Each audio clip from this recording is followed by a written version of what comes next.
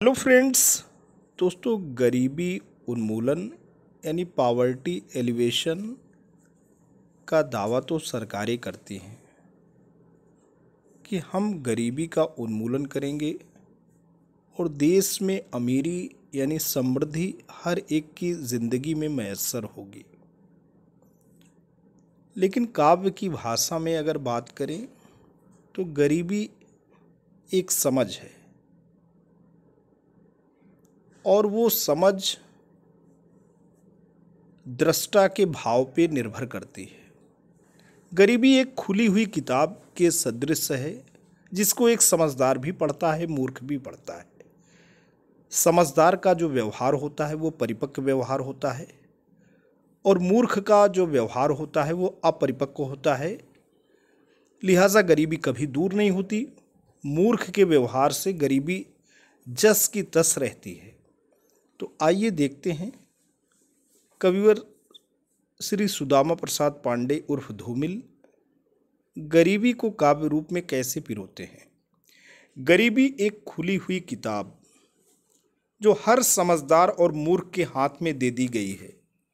कुछ उसे पढ़ते हैं, कुछ उसके चित्र देख उलट पुलट कर रख देते नीचे शोकेस के। तो दोस्तों, सीधी सी बात है कि मूर्ख जो है गरीबी को केवल देखता है, सुपरफिशियल उसकी थिंकिंग होती है, सतही उसका दृष्टिकोण होता है।